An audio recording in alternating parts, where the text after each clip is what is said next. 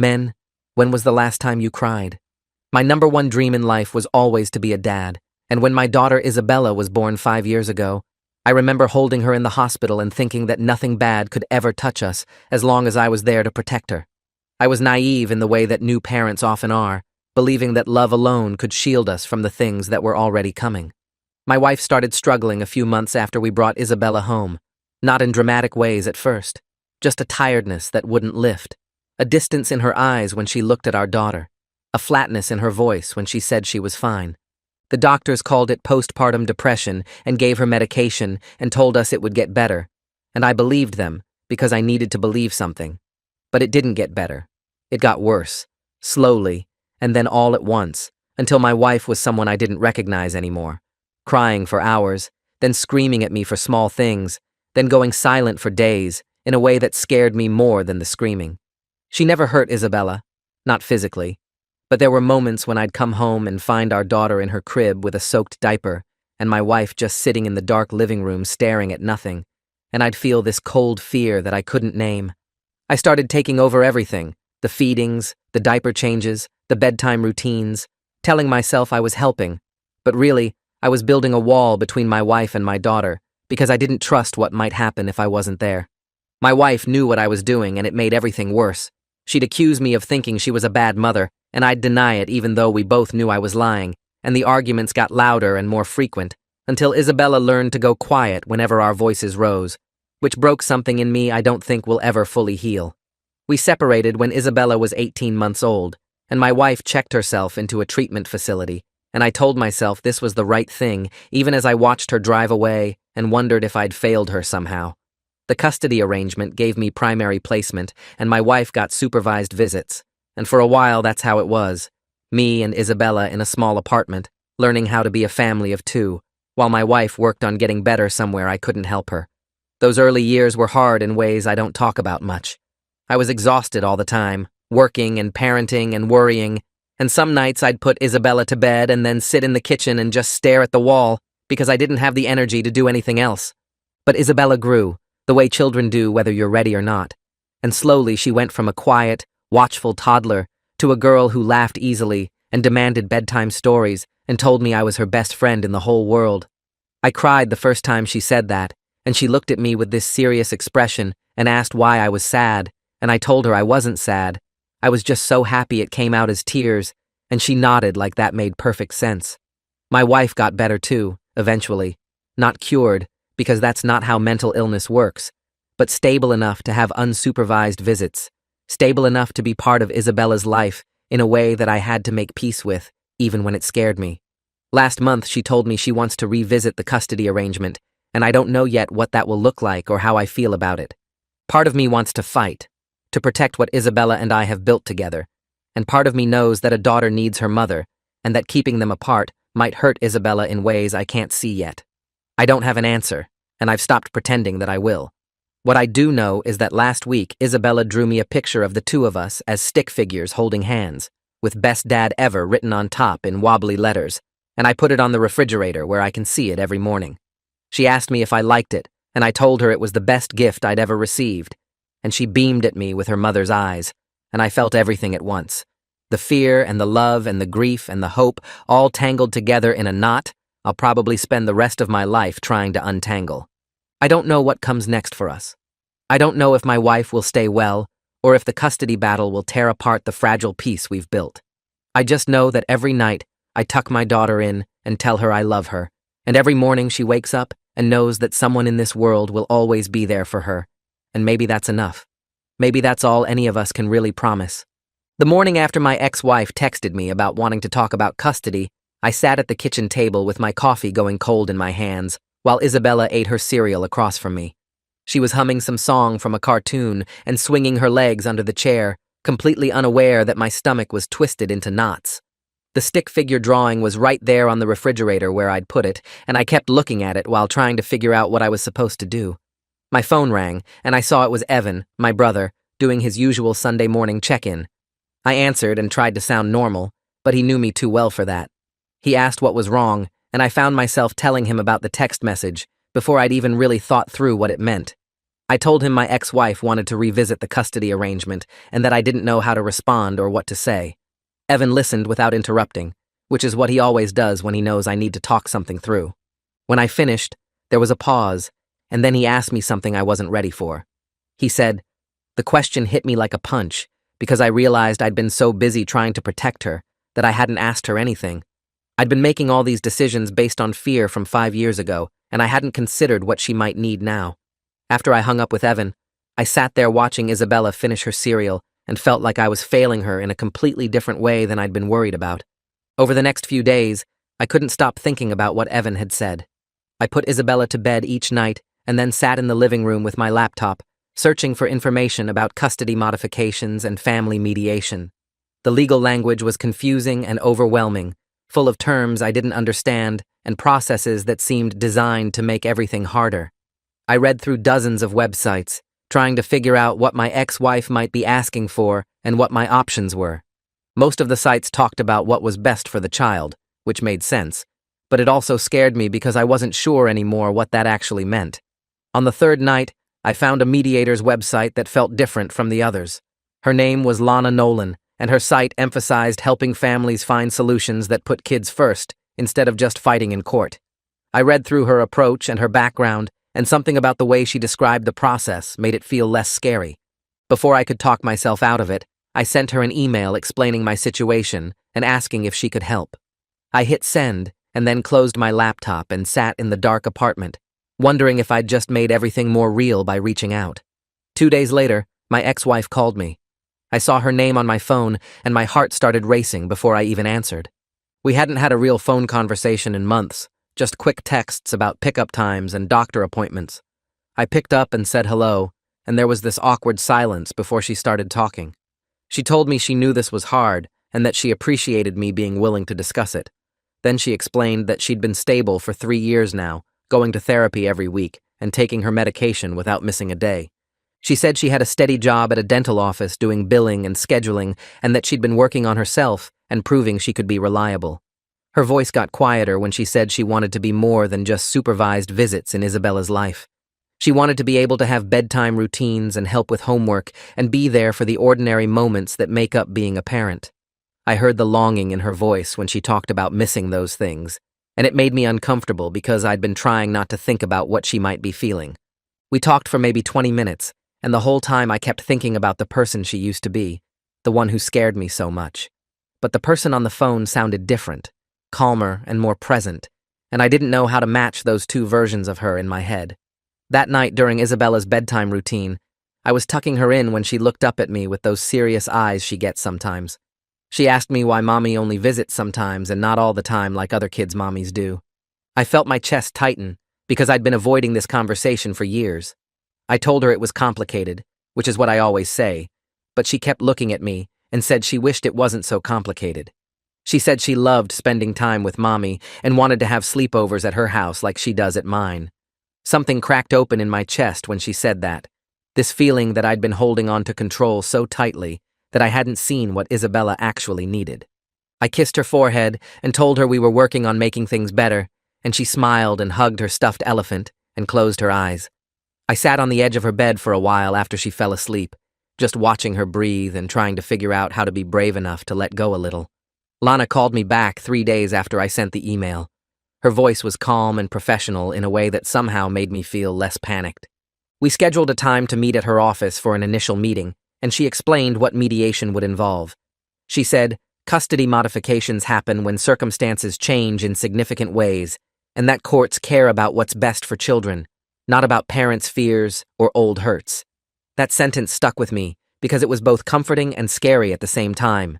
It meant there were rules and processes, but it also meant my feelings about what happened 5 years ago might not matter as much as I thought they should. Lana asked me some basic questions about the current arrangement and what my ex-wife was requesting, and I told her I wasn't entirely sure yet. She said that was okay, and that part of mediation was helping us figure out what we each wanted and needed. When I hung up, I felt this strange mix of relief and terror, like I'd taken a step towards something I couldn't take back. The next week, I had my regular therapy appointment with Petra. I'd been seeing her for about 2 years, mostly to deal with stress from work and some anxiety stuff. I walked into her office planning to talk about a difficult project at my job, but as soon as I sat down, I found myself talking about the custody request instead. Petra listened and then asked me to get specific about what I was actually afraid of. Not the general fear of losing Isabella or something bad happening, but the real scenarios that kept me up at night. I started listing things and realized as I talked that most of my fears were about situations from 5 years ago. I was afraid of coming home and finding Isabella neglected, but that hadn't happened in years. I was afraid of my ex-wife disappearing into depression again, but she'd been stable for a long time now. Petra pointed out that I was making decisions based on a past that didn't exist anymore, and that maybe I needed to look at who my ex-wife was now instead of who she used to be. That session left me feeling raw and exposed, like I'd been forced to admit things I'd been hiding from myself. The first mediation session was scheduled for a Thursday afternoon. I took time off work and drove to Lana's office, which was in a professional building downtown. The waiting room had beige walls and uncomfortable chairs, and I sat there feeling like I was waiting for medical test results that would determine my entire future. My ex-wife arrived a few minutes after me, and I could see her hands shaking as she signed in at the front desk. We nodded at each other but didn't really talk. Lana came out and brought us into a small conference room with a table and 3 chairs. She sat at the head of the table, and we sat across from each other, and I noticed my ex-wife's hands were trembling just like mine were. Lana explained how mediation would work, that we'd each have a chance to share our perspectives, and that her job was to help us find solutions that worked for everyone, especially Isabella. She talked about confidentiality and respect, and focusing on the future instead of the past. The whole time she was explaining, I kept sneaking looks at my ex-wife and seeing someone who looked nervous and hopeful and scared, which was probably exactly how I looked too. Lana asked us each to talk about how we saw the current custody arrangement and what we hoped could change. My ex-wife went first, and I forced myself to actually listen instead of just planning what I would say. She talked about the past 3 years of therapy sessions and medication management and building a stable life for herself. She described her apartment and her job and her daily routines, painting a picture of someone who'd done the hard work of getting better. Then she talked about what she was missing, and her voice got thick with emotion. She said she missed bedtime stories and school pickups and helping with homework. She missed ordinary Tuesday afternoons and Saturday morning pancakes and all the small moments that make up being a parent. As she talked, I realized she was describing exactly the things that had become my entire world, the moments that defined my relationship with Isabella. The thought of sharing those moments made me feel like I was losing something essential, and I didn't know how to separate my fear from what was actually fair. After the mediation session ended, I sat in my car in the parking garage for a long time before starting the engine.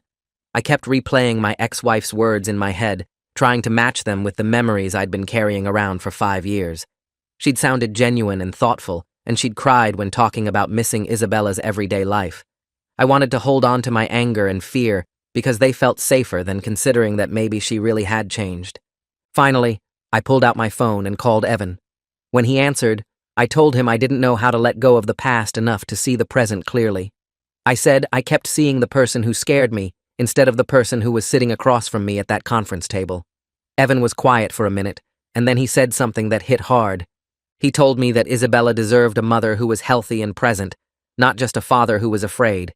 He said holding on to the past might feel like protection, but it might actually be hurting Isabella by keeping her from having a relationship with her mom.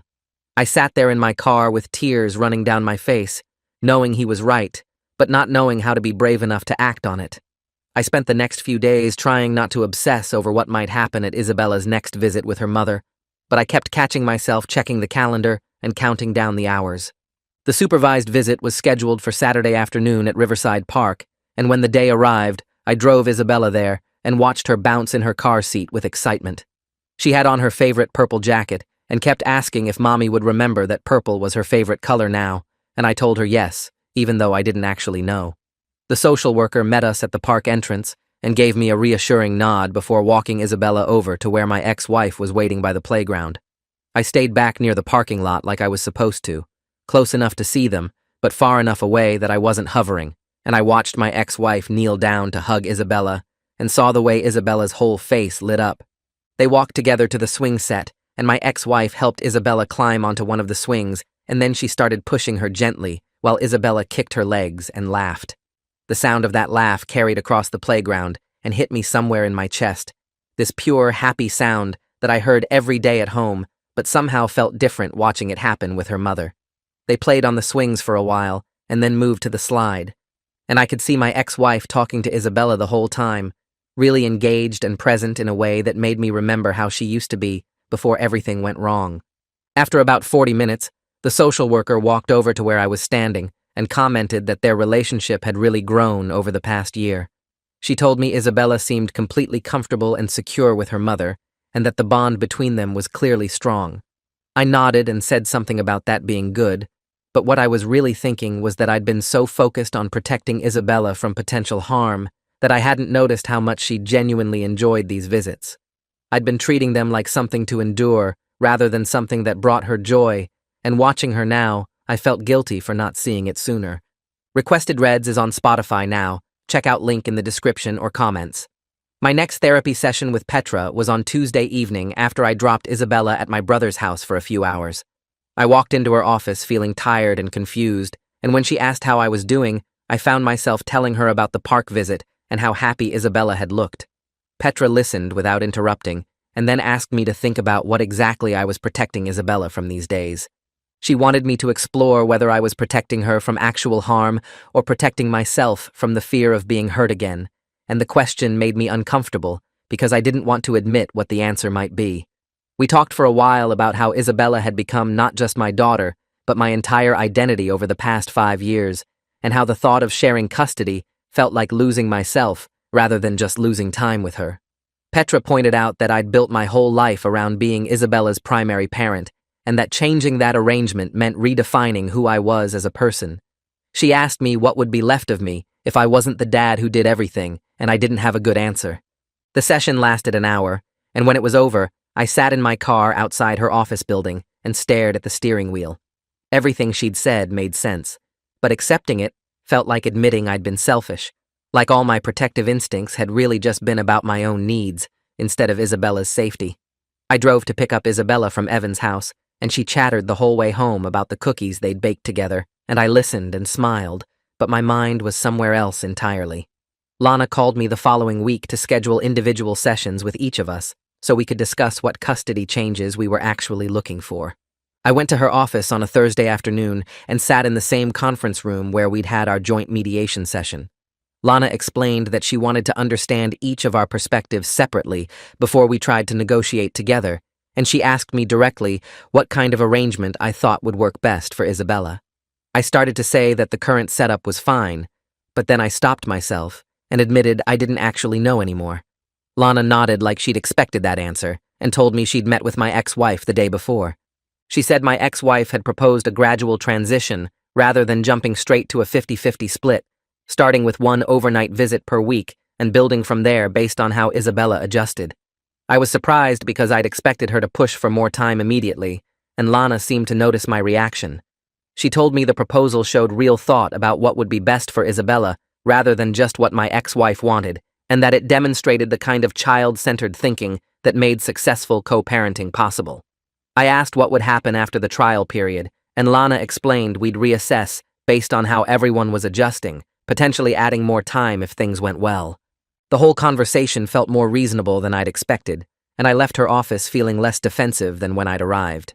That weekend, I decided I needed to actually talk to Isabella about all of this, instead of just making decisions for her. We were sitting at the kitchen table after dinner, and she was coloring a picture of a rainbow while I cleaned up the dishes. I sat down across from her and asked how she felt about spending more time with her mother, trying to keep my voice calm and neutral, even though my heart was racing. Isabella stopped coloring and looked up at me with those serious eyes that made her seem older than 5. She was quiet for a long moment, and I could see her thinking about how to answer. Finally, she said she loved Mommy and wished she could have sleepovers there like she did with me, the words coming out careful and measured. Then she asked if that would make me sad, and I felt something break open inside my chest. I realized in that moment that she'd been protecting my feelings the same way I'd been protecting her, both of us trying to shield each other from hurt. I told her it wouldn't make me sad and that I wanted her to spend time with her mother, but I could see in her face that she didn't quite believe me. We talked for a few more minutes, and she went back to coloring her rainbow, but the conversation stayed with me for days afterward. A week later, my ex-wife sent me a large envelope through Lana's office containing documentation of her stability for the mediation process. I opened it at my kitchen table after Isabella went to bed and spread out the papers in front of me. There were employment records showing 3 years of steady work at the dental office, therapy attendance logs with signatures from her therapist confirming weekly sessions, medication compliance reports from her psychiatrist, and letters from her treatment team talking about her progress and stability. I read through everything slowly, forcing myself to actually look at the evidence instead of just dismissing it. The paperwork showed consistent effort and real progress over years, not just a few months of good behavior. There were performance reviews from her job that described her as reliable and professional, notes from her therapist about the coping skills she'd developed, records of every single appointment she'd kept. Looking at all of it together, I was confronted with proof that she'd done the hard work of getting better and staying better, and I'd been trying not to see it, because seeing it meant acknowledging something difficult. It meant admitting that my reasons for wanting to keep the current custody arrangement were becoming more about my own fear than about Isabella's actual safety. The documentation sat on my table for 3 days before I finally put it back in the envelope, and even then, I couldn't stop thinking about what it meant. Evan came over for dinner the next Friday and brought pizza because he knew I'd been stressed and probably wasn't cooking much. Isabella was excited to see her uncle and immediately dragged him to her room to show him the elaborate block tower she'd been building. I heated up the pizza and set the table, and after we ate, Evan spent almost an hour playing with Isabella while I cleaned up the kitchen. He built towers with her blocks and let her win at the matching game, and listened to her explain the complex rules of a game she'd invented that made no sense to anyone but her. When Isabella finally went to take her bath, Evan came into the kitchen and leaned against the counter. He told me Isabella seemed like a really happy kid who clearly felt secure and loved, and I nodded because I knew that was true. Then he said something that made me stop washing dishes and look at him. He pointed out that giving Isabella a relationship with her mother wouldn't erase the bond we'd built together, and that maybe I was strong enough as a father to share her without losing her. The words hit me harder than I expected, and I felt tears start to build behind my eyes. Evan gave me a hug and told me I was doing the right thing by even considering this, and then he left. After he was gone, I stood in my kitchen and cried, trying to be quiet so Isabella wouldn't hear me from the bathroom. The following Tuesday, there was another supervised visit, and I watched from my usual spot near the parking lot while Isabella played with her mother on the playground. At one point, Isabella ran over to the monkey bars and started telling her mother about how she'd been learning to ride a bike without training wheels.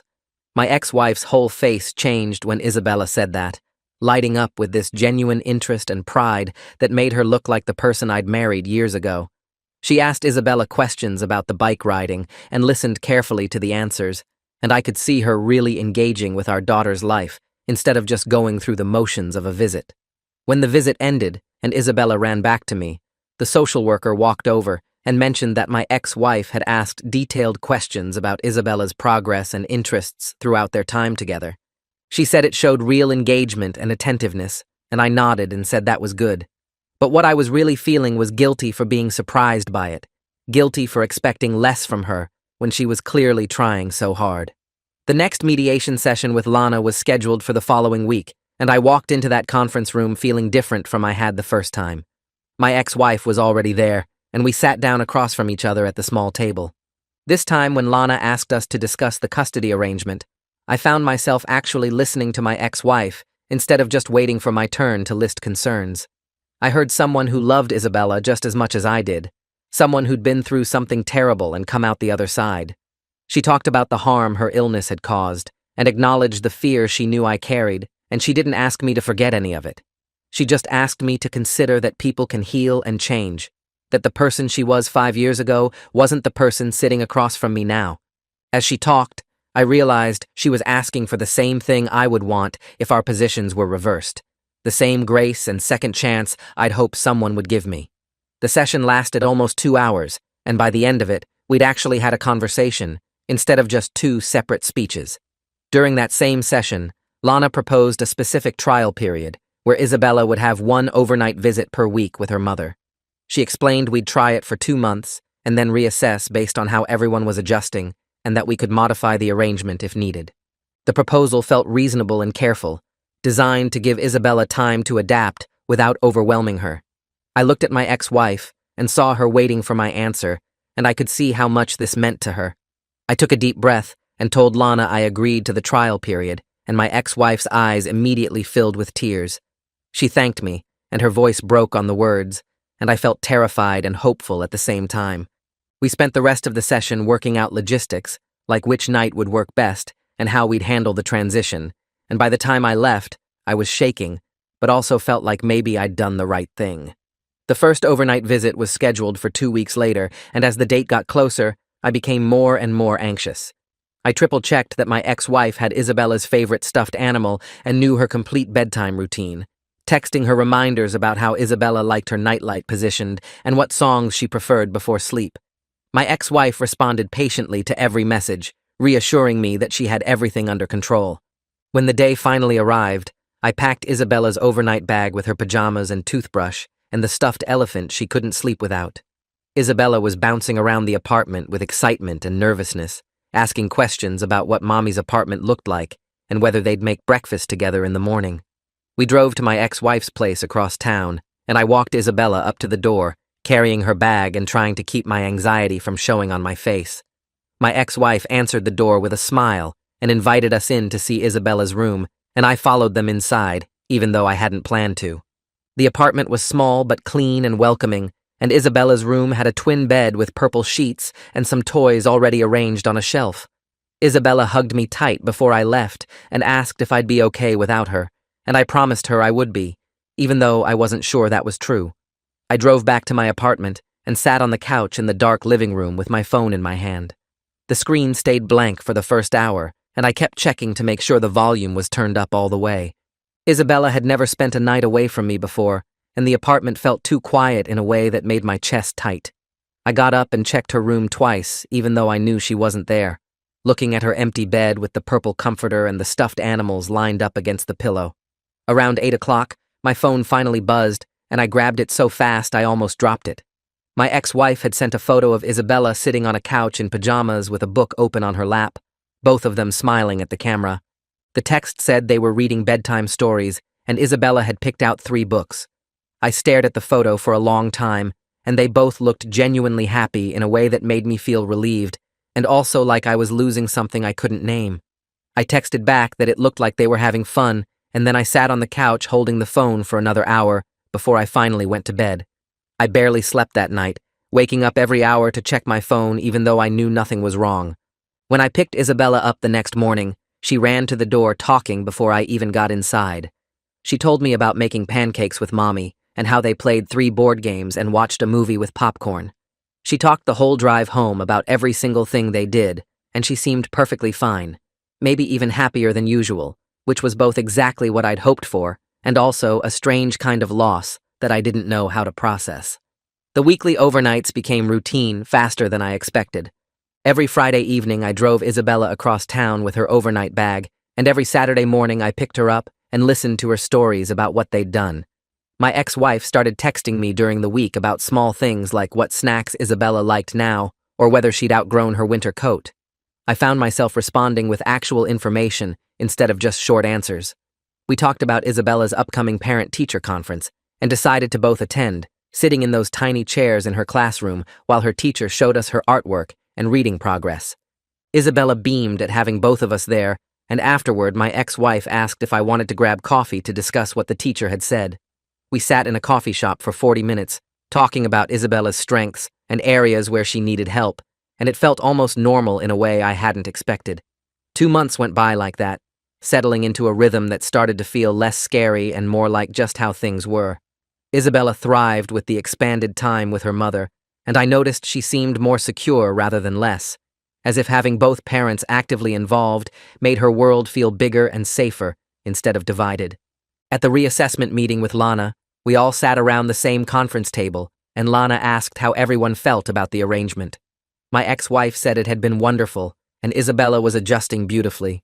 I admitted that it had gone better than I'd feared, and that Isabella seemed happy. Lana smiled and said that was exactly what she'd hoped to hear. We agreed to continue the current arrangement, and Lana suggested possibly adding a second overnight in 6 months if things kept going well. My ex-wife nodded and thanked us both, and I realized I wasn't scared anymore, just cautiously hopeful about what came next. One evening, about a week later, Isabella was sitting at the kitchen table with her crayons and construction paper while I made dinner. She worked quietly for a while, and then called me over to see what she'd made. I walked to the table and looked down at the drawing, and my breath caught. She'd drawn 3 stick figures holding hands, her in the middle with me on one side and her mother on the other. She'd written, "My family," across the top in her wobbly letters and colored each figure carefully. She looked up at me with those serious eyes and told me it was her whole family, all of us together. I picked up the drawing and studied it, and even though it looked different from the family I'd imagined when she was born 5 years ago, I realized it was the family she needed. Maybe that's what being a good father actually means. Not protecting her from everything, but giving her room to love and be loved by everyone who cares for her. I taped the drawing to the refrigerator right next to the old one of just the 2 of us, and Isabella smiled and went back to coloring another picture. I stood there looking at both drawings for a long time, the old family and the new one, and felt something settle in my chest that had been tight for years. Well, that happened. If you're still watching, congratulations on your life choices.